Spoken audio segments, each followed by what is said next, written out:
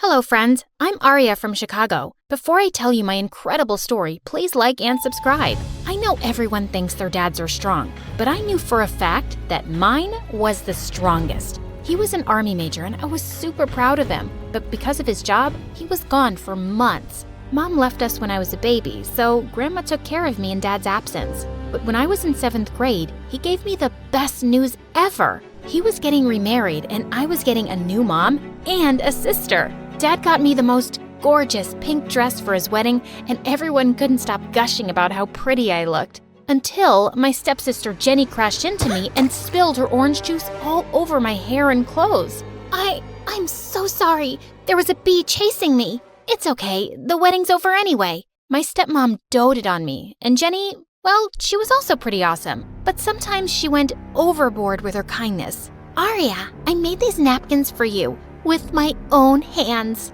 That would have been cute if Jenny hadn't made that out of the dress I wore on our parents' wedding day. Once, Jenny and I were playing in a nearby park, and after a few hours, we felt hungry, so Jenny went home to fetch something to eat. Suddenly, I heard her screaming, so I ran to her and found one of our neighbors holding her by her collar. "What are you doing, Mrs. Sparkley?"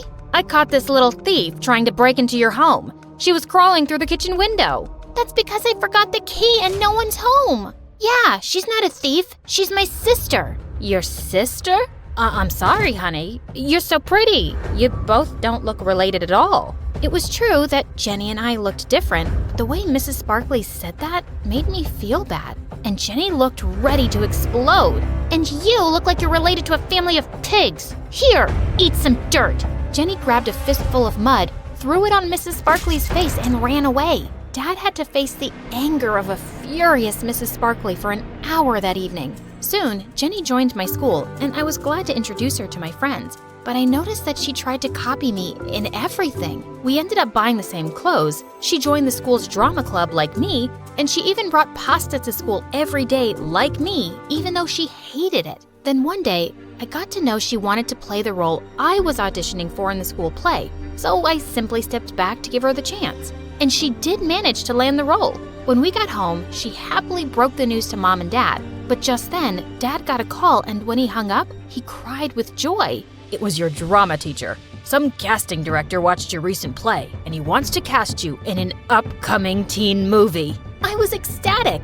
Dad said he'd take us all to dinner at a fancy restaurant to celebrate. But that night, Jenny got a bad headache, and Mom had to stay back to take care of her. After that day, I started getting popular in school. Everyone suddenly wanted to hang out with me, but I felt Jenny slowly growing distant. She no longer wanted to play with me at home, and at school, she'd often say awful things to embarrass me. "Did you guys know that Aria ate her bookers when she was little? Ew! And she loves smelling her socks after a sweaty gym session." Whenever I told Mom about it, Jenny started crying like a baby and said she was just having some harmless fun. 6 months passed, and one day, Dad got a call that he and his team had to leave for Afghanistan immediately. A couple of days after Dad left, we got the most terrible news. Dad and a few of his teammates had gone missing. I was devastated, but Mom and Jenny acted like everything was normal. It was Jenny's birthday in a week, and both of them were busy planning for the party. "Aria, should I get a Barbie cake or a unicorn cake? How can you even think about celebrating when there's still no news about Dad? It's my 13th birthday. I can't let anyone ruin it. Besides, who knows if he'll ever be found?" That made me so angry, I gave Jenny a tight slap. She pounced on me and we fought like wildcats until Mom pulled us apart. When she heard what happened, she grounded me for a week. But when the party was in full swing, I may have sneaked into the kitchen and sprinkled some extra pepper in the food and poured a bottle of vinegar into the lemonade. "Mom, I feel like I ate the sun. Get me some lemonade, quick." "What did you mix in it? It tastes like pee." Ugh. The party was ruined, and obviously, it didn't take long for Mom and Jenny to figure out who was responsible for it. "Your daddy spoiled you way too much, Aria. But now it's time to knock some sense into that pretty little head of yours." Mom placed a mop bucket in front of me and asked me to clean the kitchen. Just then, I saw Jenny walk out of my room with all my favorite dresses. "Since you didn't get me a birthday cake, I'm taking these. Oh, and I also like the headband you're wearing." Jenny snatched it from my head and put it on hers, and Mom didn't say a word. 2 years passed and there was still no news of Dad or his teammates. But I never lost hope. Several acting offers poured in after my movie stint, but I refused them all since I was more interested in studying and topping my grades. Besides, I knew if I got more popular, Jenny would resent it and find ways to make my life miserable. When I reached the 10th grade, a new girl named Cheryl joined our class mid-session. Our teacher made her sit with me so that I could help her catch up on the work she'd missed. But soon, I noticed something really weird about her. She didn't smile or laugh at all. Do you know what happens when an elephant feels dizzy? It elephants! What's a cow's favorite holiday? New Year's Eve! Soon, the whole class was gossiping about how weird Cheryl was. Someone even started a rumor that she was a robot. Then one day, I entered the classroom and saw Jenny's minions had pinned Cheryl to a wall and Jenny was tickling her.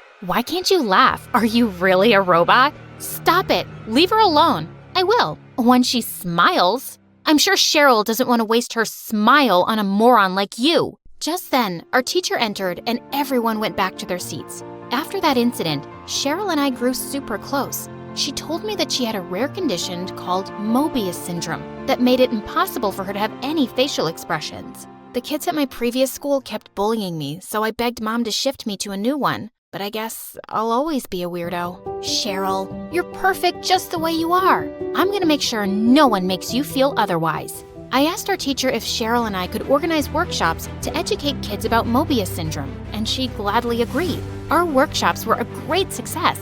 Every kid who attended told Cheryl how brave she was for talking about her condition, including our school's most popular jock, Chris. You're awesome, Cheryl. Just the way you are. OMG, did Chris just call me awesome? Pinch me, Aria, so I know it's not a dream. Even our principal praised us and told me it was heartwarming to see the efforts I'd put in to help Cheryl. A few days later, we had a debate competition in which both Cheryl and I participated. When the results were announced, I stood first and Cheryl stood second. We both hugged each other, but just then, Cheryl's mom marched up on stage and started yelling at her. You always stood first in your previous school. What happened to you? Why have you suddenly turned stupid? But she came in second, and that's pretty awesome too. You should be happy for her. Of course you'd say that since you bagged the top spot. Cheryl, this girl's your competition. You need to stay careful. Whatever did that mean? After that day, Cheryl and I participated in a few more competitions, all of which I won while she stood second or third. She didn't seem to mind, but I knew her mom was giving her a tough time for it. She thinks I was better off in my previous school. But doesn't she care about all the bullying you faced? She says because of my condition, it's something I have to learn to live with. And here I thought my stepmom was a witch. Months passed, and soon it was time for prom night. Cheryl had a massive crush on Chris since our workshop days, and she felt he liked her too. I think he's gonna ask me out for prom. I'm so excited. I've already decided what I'm gonna wear. Just then, I saw Chris heading towards us. But instead of asking Cheryl, he asked me out. I felt awful, and obviously, I politely turned him down. Why did you do that? The way he was looking at you, I think he really likes you. You're so lucky, Aria. Everyone likes you. Oh, I have my share of haters too. Besides, how can I go out with a boy my best friend has a crush on? Remember? Sisters before misters? Later that day, our science teacher had asked us to prepare a project and told us the best one would get a scholarship opportunity at a prestigious university in New York. I need to win this one. I'm pretty sure my stepmom wouldn't spend a single penny on my college education. And if I win this competition, Mom would finally stop breathing down my neck. No matter which of us wins, a pizza party with lots of ice cream is guaranteed. For the next few days, Cheryl and I got busy with our projects. When we brought them to school on the submission day, I was surprised to see how amazing her project was. This looks so incredible. I'm sure you're winning this time. You really think so? I spent the last 3 nights working on it. Just then, it was announced that we had to keep our projects in the auditorium for the teachers to review. After placing my project next to Cheryl's, I was about to leave when a hand roughly turned me around. How dare you agree to go out with Chris? I asked him out for prom night, but he told me he was taking you. What the fudge? First Cheryl and now Jenny? Did the entire school have a crush on that guy? I have no idea why he said that. He did ask me out, but I refused. You lying witch. Suddenly, Jenny pushed me hard and I landed straight on Cheryl's project. Oh God, Jenny, what did you do? I frantically tried saving Cheryl's project, but just then I saw her walk in. What's taking you so long, Aria? My project! I'm sorry, Cheryl. It was an accident. Stop lying, Aria. I just saw you ruin this project. I tried to stop her, Cheryl, but she said she had to win this competition at all costs. I was shocked at how evil Jenny could be. I was about to slap her, but Cheryl caught my hand midair, and my heart broke to see the distrust in her eyes. I can't believe you'd stoop so low to win a competition. I should have believed my mom. All you ever cared about was winning. Our friendship never meant anything to you. That's not true. I tried to stop Cheryl, but she ran away with tears in her eyes as Jenny smirked at me. I was summoned to the principal's office, but given my spotless track record, I was let off after a stern lecture. After that day, Cheryl refused to talk to me and started hanging out with Jenny instead. Watching those two together made my blood boil, and I couldn't concentrate on my studies. For the first time, I got a C in science, my favorite subject. My home life was already a mess, and whatever little happiness I found in school was being destroyed by Jenny. On prom night, I was in my bed watching my favorite MSA videos when Jenny barged into my room, dressed like a wannabe model. How does it feel to be a loser, Aria? Sitting all alone on prom night in your tacky clothes? Why do you hate me so much? What have I ever done to you? Remember Mom's wedding day? I was the flower girl, yet everyone kept talking about how pretty you looked. And then I bagged that play, but you got chosen for a movie. You've always tried to one-up me. Aria's so pretty. Aria's a genius. Aria. I didn't do it intentionally. And is it really my fault that I'm good at what I do? No, but do you have any idea how that makes me feel? So technically, I should have stopped my growth just because you weren't growing at the same pace? You know what, Jenny? I am not responsible for your insecurities, and I am so done with you. The moment she left, I called Chris and told him I was ready to go to prom with him if he was still interested. He gladly agreed, and when I arrived at the party on Chris's arm, I could see Jenny's jaw drop to the floor. And then she looked angrier than a raging bull and came charging at me. But before she could reach me, someone stepped in between us. Don't you dare mess with my best friend. Cheryl? You said you wouldn't be attending the prom. Well, guess what? I changed my mind, and I am so glad that I did. How else would I have gotten the chance to hear you bragging to your friends about how you lied to ruin things between me and Aria? Jenny looked stunned for a moment. Then she tried to attack Cheryl, but before she could, a crowd of angry girls picked her up and threw her out. Cheryl apologized to me a lot, and I decided to give her another chance. Later that night, when Chris dropped me home, I opened the main door, but right then, a bag came flying at me. Thankfully, I dodged it just in time. How dare you think I'll let you into this house after what you did to Jenny? Stealing the boy she likes? Humiliating her at prom? Take your bag and get lost. Go scrub someone else's toilets now. No one talks to my daughter like that. It was Dad!